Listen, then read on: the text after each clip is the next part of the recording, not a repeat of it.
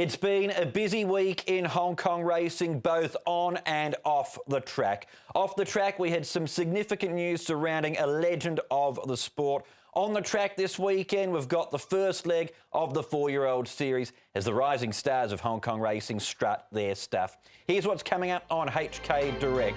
And earlier this week, we had legendary rider Douglas White announce his retirement as he turns his attention to a training career here in Hong Kong. Plus, we've got Dave Morgan in the studio to look at that and the Hong Kong Classic Mile, the feature race this Sunday. Great to have David back on the show. David, big news earlier this week around Douglas White. What was your reaction to it? Well, it was a surprise. This rumour's been spinning around on and off for the last year with not a real great deal of foundation. But, yeah, people turned up at the track the other morning and were all talking about what was going to happen, and there was a little bit of surprise when Douglas walked into that room. Before we talk about what lies ahead for Douglas as a trainer, let's look back, because there are so many highlights in a career spanning over 2 decades here in Hong Kong in the saddle. We know how tough it is to be a successful jockey here in Hong Kong, let alone for the length of time that Douglas has done it. You've picked out Akeed Mafid's Derby win in 2013 as a memorable moment. Here he is, the hot favourite in the race down the outside. Why have you picked this one out? Well, the thing I love about this race is there was an awful lot of pressure going in, and I think Douglas has talked about this before, the pressure that he was under. He'd won his lead-up race very easy. He was a big money purchase from Ireland, this horse. They spent a lot of money, he had a big reputation. Went off, I think it was 1.9 favourite, and he pulls really hard through the race. He's keen, he wants to get on with it, and Douglas has to really manage him, and he manages him expertly, as a great horseman would. By the time they get to the 800, the pace quickens and he starts to come into it, and it's basically Douglas's managing of the horse, that horseman's instinct as to what to do with him, and that he had a horse left at the end that could go and finish his race and win the Derby. He went on to win the Hong Kong Cup too, with Douglas on board, Akeed Mafid, and an international day that was particularly significant, not just with Akeed Mafid that year as well. Yeah, well, of course, he had glorious days as well. He won the mile, and again, two nice rides. And the thing about those rides, if you look at them, Douglas doesn't do anything brilliant that stands out. But what he does, he rides the horses, both of them, in a way that allows them to be brilliant, is the way I look at it. And 2 fantastic performances again on the day. You look at what he's done, 13-time champion rider from 2000-2001 up until the 2012-2013 season. More wins than any other jockey in the professional era of Hong Kong.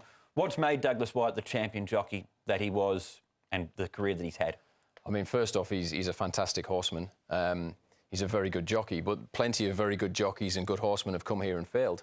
I think what Douglas has, he has that, what I like to call a champion's edge. He's not concerned about what other people are doing so much. He's completely focused. He works incredibly hard, and he wants to win. He's out there to win. That's his job. He has a job to do, and he's completely focused on that. And for racing fans, there's still time to appreciate his skills in the saddle. Of course, he'll finish on the 10th of February before then transitioning to his training career. Yeah, sure. And, I mean, hopefully we'll see a big send-off with maybe a win or 2 on that day, and then going into his training career. And I think there's a feeling around Sha Tin for some time now that if anyone was going to make a really good trainer in Hong Kong out of the jockeys' ranks, it was going to be Douglas White, given his experience of the system here, of the whole circuit, and, like we've mentioned before, his knowledge as a horseman. I think it's fair to say that his achievements in the saddle won't be matched here in Hong Kong in the future. We wish Douglas all the best for what's left of his riding career, and also all the best for what lies ahead in an exciting career as a trainer. He'll be involved in the feature race this Sunday, which is the Hong Kong Classic Mile, worth $10 million. And up the top of the field is a Dark Dream with 104 as his rating, clearly the top pick on ratings in the race. The Queensland Derby winner, 1 of 5 in the race for Frankie Law, who's also got super rich Zach Purton's mount at Mr. So-and-so is 2 for 2. We'll be speaking more about Ka-Ying Star shortly, and also about Tigre de Terre. Pierre-Charles Boudot is in town to ride Charity Go. And down the bottom to Green Luck, who's the lowest rated in the field on a mark of 81. Let's have a look at a couple of runners in the race then. David, one of the exciting things about this 4-year-old series is we get horses from different backgrounds, from different hemispheres, match their form lines here in Hong Kong. And from Australia, we've got Dark Dream, the Queensland Derby winner. This was his impressive win over 2,000 metres. He's back to the mile on Sunday, though. Yeah, I mean, this was a fantastic Derby trial. He looks a real good stayer, quality. The way he puts this race to sleep in the closing stages suggests that he's going to be even better over ground. The question now, as Frankie Law mentioned this morning, is coming back in distance, is he going to be sharp enough for the mile? You look at a horse like Werther, who had a similar profile, who came in and was just touched off in the mile, very close. And he was a little bit unlucky, perhaps. So there's a precedent that he can go very close, if not win. But there is that little question mark about the distance stepping back. Exultant last year, for example, couldn't do that. Yeah, I have him as sort of the Exultant in the race, the horse that I like as my Derby pick, and it wouldn't surprise me to see Dark Dream win on Sunday, but coming back to the mile, that awkward draw there, the things that are putting me off him from tipping him on top. Yeah, sure, and I'm the same. That's the slight concern that I have, but he's definitely got the quality, there's no question. Yep, he's the class horse in the field, 12 rating points clear of anything else. You're not a person that gets particularly excited about anything unless it's completely warranted. There are two horses on screen here that I know have got you excited. Carrying Star, who formerly raced as Urban Aspect in the UK, and we've also got Tigre de Terre, who raced under the same name in the UK when he's trained by Richard Hannon. What do you like about these two? Well, I mean, Carrying Star, he was a really progressive type in England, and he's come here in first up, not really expected, got out in front, and people make a big deal about the slow fractions and that he kicked, and you've got to take that into consideration. But the way he sprinted away from these horses, Ferrora, who on the face of it, he's taken a forward step from his first run, looks a real candidate for the Classic Mile, and he's just sprinted away from them. The others couldn't really get into it. And I think that was a really good first-up run that I would hope he can build on. He's got to overcome a wide draw in 14.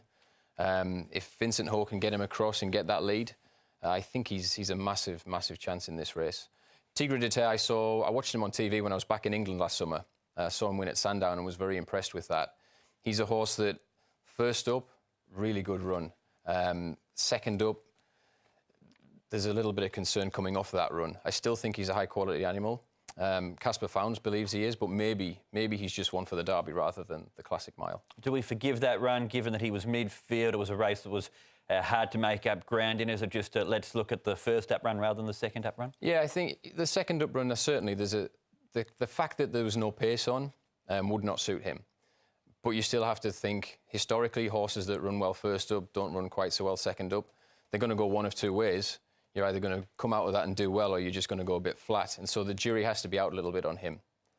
When you look at this four-year-old series, one thing that really intrigues me about it is you go back a couple of years ago, Rapid Dragon was a standout four-year-old coming into it and lived up to that through the four-year-old series. Nothing I Like More last year was a standout.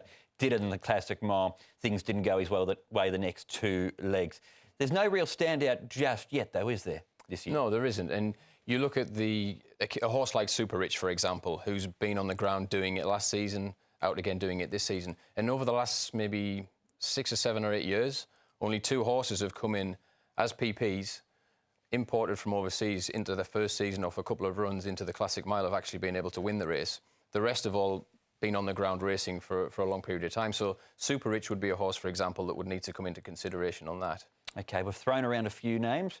Is there one, though, for you for Sunday?